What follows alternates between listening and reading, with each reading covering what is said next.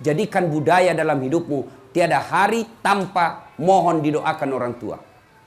Ini ibu-ibu nih. Doakan anaknya. Marah sama anak, jangan sumpah yang jelek-jelek. Kurang ngajar ya. Mudah-mudahan kau ditabrak beca. Ditabrak betul beca. Kau doa yang bagus-bagus kalau marah. Kurang ngajar. Kau jadi ustadz seperti Abdul Somad. Boleh doa begitu. Kau kurang ngajar. Kau jadi dokter yang soleh. Boleh begitu. Kurang ngajar. Tabrak ke mobil. Ditabrak betul mobil. Maka ibu-ibu, doa itu, bibir dari ibu itu mustajab doanya. Adik-adik, tidak perlu kursus kiri kanan, bos. Kalau mau hidup baik, birrul walidain. Saya bisa bicara begini, saya alami. Sampai detik ini, minimal dalam sehari 2 kali saya telepon ibu saya. Minimal 2 kali. Baru bangun, mau tidur. Baru bangun, mak. Agak kareba, di Simoki, bahasa Bugis, ibu saya enggak tahu bahasa Indonesia. Ya. Ma, apa kabar? Baik, sehat-sehat? Alhamdulillah. Masa apa pagi ini? Biasa saja, seperti dulu. Sudah, doakan saya sehat walafiat, mak. Biar kau tidak minta, anak saya sudah doakan kamu. Tuh, enaknya jadi ibu. Malam, telepon lagi, mau tidur. Mak, gimana kegiatan hari ini? Alhamdulillah. Jangan lupa berdoa sebelum tidur. Yang paling penting, hilangkan dendam dalam hati supaya bisa tidur dengan nyenyak. Itu. Nah, sekarang anak-anak mau tidur, telepon ceweknya. Ayo yang, sudah makan yang, Fred. Salam sayang selalu. Cewek, ya, adik-adik mau hidup umur yang panjang, muliakan orang tua. Nah, tidak perlu ke sekolah ke luar negeri. Kalau kau kursus, bolehlah. Tidak usah, tapi biar kursus kiri kanan, sekolah kiri kanan, melukai perasaan orang tua, tidak ada itu. Tidak ada. Tuh. Anak-anak sekarang sopan sama cowoknya, tapi kurang ajar sama bapaknya. Sopan sama ceweknya, tapi kurang ajar sama ibunya. Kalau ibunya minta diantar ke pasar, 1001 alasan. Sekali ceweknya yang telepon, bang, jemput, tunggu deh ya, 5 menit saya sampai. Itu model anak sekolah. Kalau model ibu-ibu nih, bagaimana modelnya? Kurang ajar sama mertua. Ada orang sopan sama bapaknya, tapi datang mertuanya baru 1 jam. Mak, kapan balik, mak? Baru duduk mamanya, mertuanya. Mak, kapan balik? Mertuanya hipertensi, dikasihnya ikan kering. Malam telur asin. Banyak. Bu. Ayo. Mestinya kalau datang mertua sujud syukur. Ya Allah, terima kasih kau kirim orang tua ini. Gara-gara inilah orang tua sehingga saya punya suami. Andai saja tidak ada ini orang tua punya anak, mungkin sampai sekarang saya jadi gasturi. Garis Tua Republik Indonesia. Untung ada suami. Maka ibu, ini tadi ada yang curhat. Gimana Ustaz? Suami saya lebih sayang sama ibunya. Saya satu rumah. Semuanya dikendalikan sama ibunya. Semua keputusan ibunya yang mau. Saya bilang, Bu, selama keputusan itu tidak bertentangan agama, ibu wajib ikut itu. Saya sakit hati Ustaz. Berarti godaan setan. Tenang aja Bu. Anaknya terlalu ikut sama orang tuanya. Alhamdulillah, mudah-mudahan anaknya juga ibu nanti setelah besar punya suami taat tetap sama ibunya. Kenapa kita ini tidak ada berkah kalau kita tidak taat sama orang tua? Bu ibu, ini nih karena adik-adik nih. Kan pernah Nabi ditanya, ya Rasulullah, setelah Allah dan Rasulnya siapa yang saya taati? Apa jawaban Nabi? Siapa? Ibumu. Setelah itu siapa ya Rasul? Ibumu. Setelah itu siapa? Ibumu. Setelah itu siapa? Bapakmu. 3:1. Kenapa? Karena ada 3 kelebihan perempuan yang tidak dimiliki laki-laki. Apa itu? 1, mengandung. Ada pernah mengandung di sini?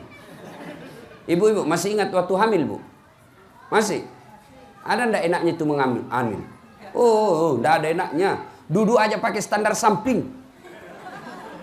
Jalan. Sudah mau keluar. Ibu, apa ada ibu hamil tidur tengkurap? Ibu, pernah hamil tidur tengkurap? Lihat itu ibu hamil kalau tidur. Sesak napas. Poso. Satu aja karsa. Gaya pasrah. Yang kedua, kelebihan perempuan yang dimiliki laki-laki. Apa? Melahirkan. Ibu-ibu masih ingat waktu melahirkan? Ada enggak ibu-ibu melahirkan senyum? Mentang-mentang dia kaya, keluar ya nak? Wah, tidak. Wah. Ya toh? Paling bapak-bapak stres. Stres masih sempat merokok. Ibu-ibu berapa banyak ibu yang meninggal melahirkan anaknya. Tuh. Maka pantas tidak ada kesuksesan bagi anak yang kurang ajar sama orang tua.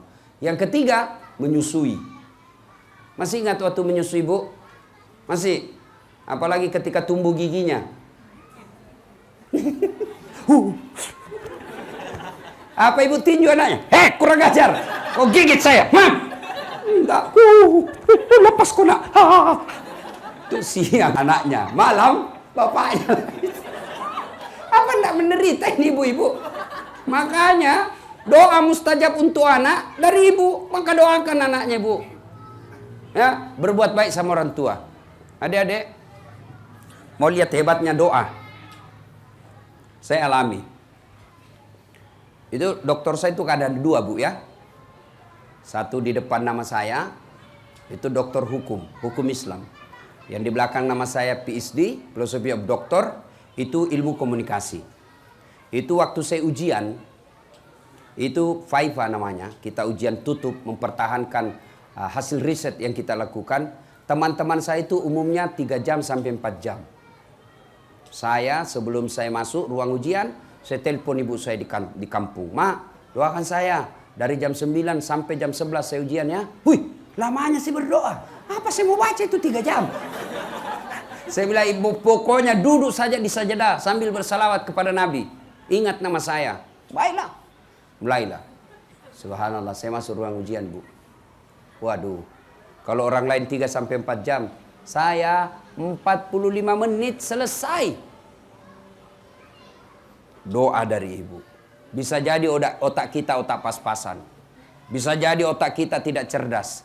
Tapi kalau Allah yang kabulkan doa ibu, kecil. Maka adik-adik sekalian yang masih kuliah sekolah, jangan pernah kau lepas keluar dari rumahmu tanpa kau cium tangan orang tuamu. Minta ridanya. Mak, Bu, saya pergi sekolah, doakan saya selamat sampai tujuan. Itu, cuma anak-anak sekarang tidak dicium tangannya bapaknya. Apa? Di sliding. Pak. Dongo. Beleng-beleng. Tahu beleng-beleng ibu? Tahu? Dongo. Tahu dongo? Beleng-beleng. Tahu beleng-beleng?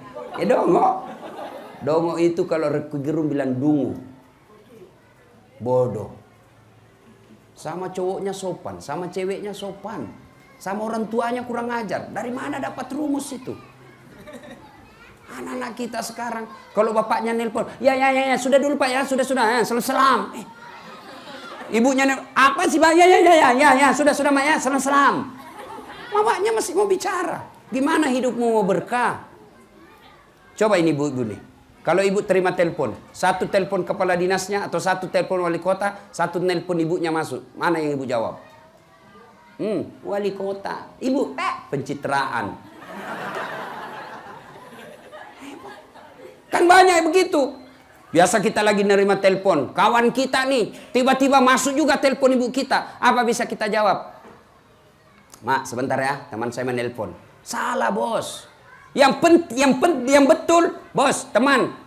Mas, sebentar saya telepon ya. Ada ibu saya menelpon. 5 menit setelah itu saya telepon. Jangan teleponnya ibu kau tutup.